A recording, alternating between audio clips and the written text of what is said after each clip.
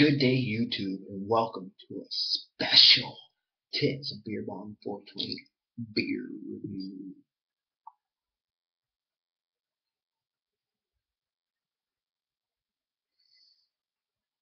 Hey, folks.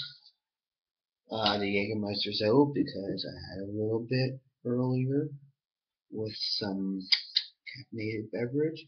So when the caffeine and the alcohol combine together at the same time and do both their effects, I feel a bit stronger than they would on their own. So I'm not like full. So I'm not like empty stomach going into this video. I'm not super like fucked up, but definitely got a bit of a buzz going on from caffeine and alcohol from the Jaeger. But anyways, what makes today's beer video a special beer review? I got two beers to compare to each other. It's from the Witchwood Brewery. As of right now, I only know their Hobgoblin and their Witchcraft. Their Witchcraft is a 4.5% blonde ale. It comes out usually when I can find it. It's usually around October, but it's a British beer that comes out in England out in like the summertime. And this year, and like for sure this year I saw it before October, but it's normally just in October when I can find it. So I always pick one up in October and drink one in October. It's a really delicious blonde beer, 4.5%. So I have one later this month to have. It's just a good theme month for it, and it's really delicious. Sometimes I wish I did have a second one so I could have like one in summer, but oh well, whatever, right? But then we also know Hobgoblin, and I know it a few times because years ago, family got me a gift set of it where I got this T-shirt with it. It's deliciously dark. It says "Not for Lager Boys" on it, and it came in a tin with a bottle of the beer. Then I used to not really see it for like a while, and then one year I'm like, oh, I'm gonna buy a single of it and give it a try to, relive what it was all about because it had been years since I've had it. And then like a year or two ago, a different tin came out for a gift set of it where you get the bottle and the glass, and I wanted it, so I picked it up and had it again. And pretty much haven't had it since.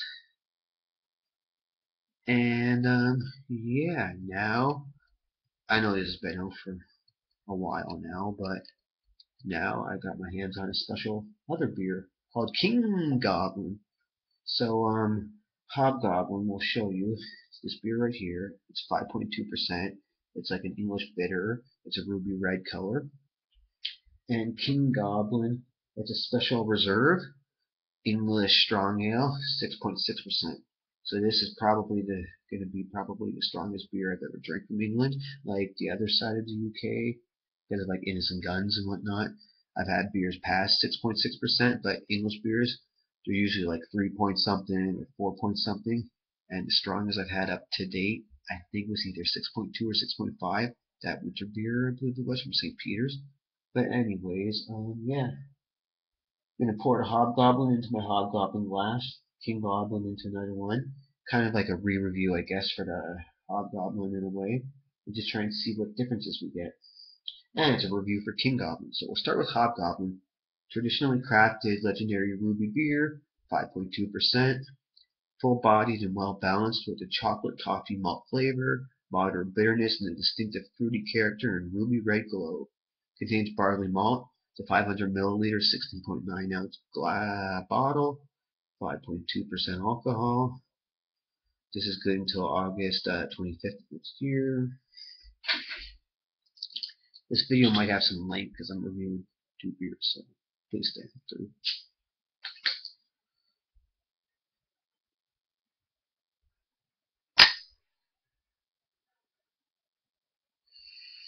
That's nice. It's not excellent, but that is nice. Here's the tall Hobgoblin glass. Cheers.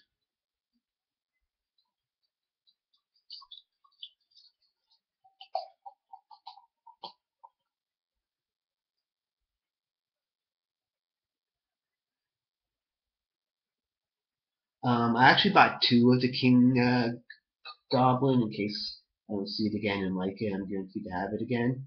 Plus, I've had Hobgoblin more than once, so whenever I have the next one, I may open this glass. Um, Barely carbonated, to be honest with you. Very little going through. Looks way darker on camera. Lots of head there.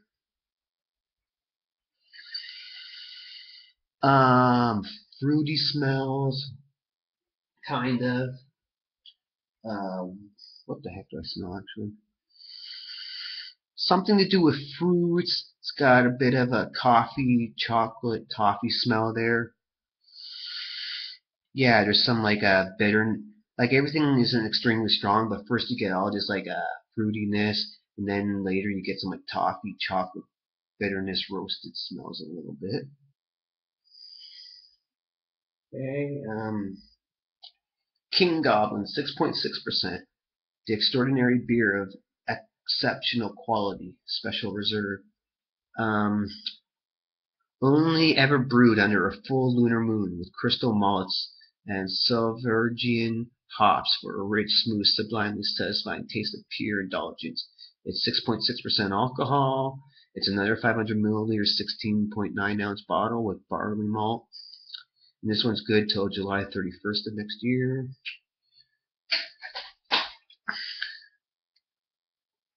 My expectations of this beer is just going to be, I'm expecting it to still be Hobgoblin, but at a higher percentage. And I'm expecting maybe the flavors are there more, and maybe the hop profiles are there less. It's got the same cap that's on that Witchcraft one.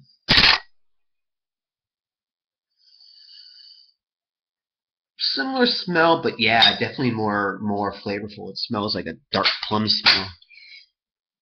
Okay, it's still lasting on Hobgoblin. So let's pour King Goblin, 6.6%, and see what happens. Cheers.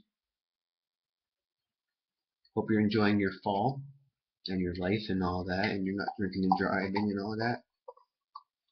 A bit of a smaller glass. King Goblin.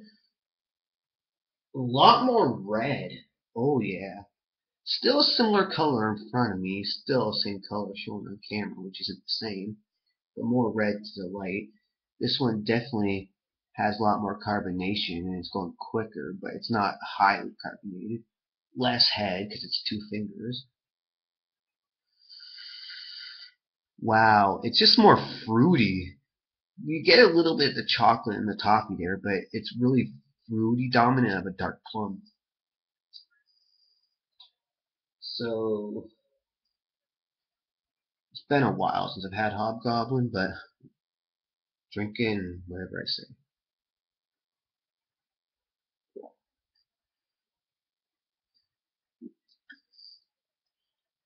Malty, watery, um, some toffiness, a light little some little hop bitterness there. Ooh, chocolate now a bit, and whatever fruitiness to it is a tad little sour.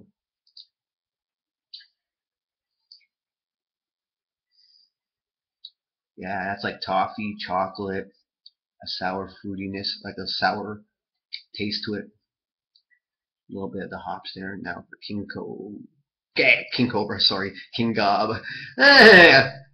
King Goblin, 6.6%.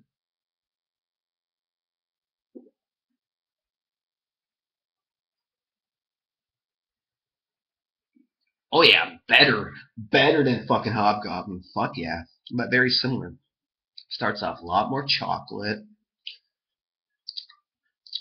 a little more toffee, almost reminiscent of like a like a porter or a stout, but one that'd be a lot more watery because it first comes in this nice toffee chocolate profile that's a lot stronger with the maltiness, and then when that goes away, that sourness comes back and hits you really hard, and you can tell this is a little bit more heavier and everything. So obviously decent beer. I do like it. Some awesome brewery. Would like to know other stuff from them, especially that Scarecrow. for some reason. I've known about it for years and really wanted to try it out. This is my all-time favorite of theirs, and probably the best English beer I've ever had, and possibly the best blonde beer I've ever had. But now that I've had King Goblin, that's flipping amazing. More of the chocolate, more of the toffee, a little heavier, but in a brilliant way. And when you get that sourness, it hits strong and hard for a little while, but then goes away, and you get a little bit of the hops there, and then that chocolate toffee starts to come back a bit. So what I'm going to rate King Goblin, that's a really good one for England. Might be a little tad higher than it should be on my rating, but I'm going to give this an 8 out of 10.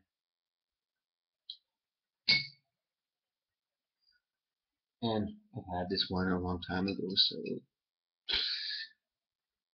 do I really need to rate it again? Because if I were to rate it, I don't know what I thought back then, but I'd give this either like a 6 or 6.5. So King Goblin 8, Hobgoblin a 6 or a 6.5. This is 5.2%.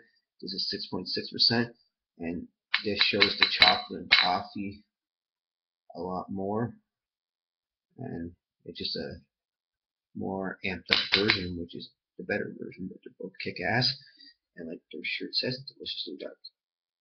Thank you.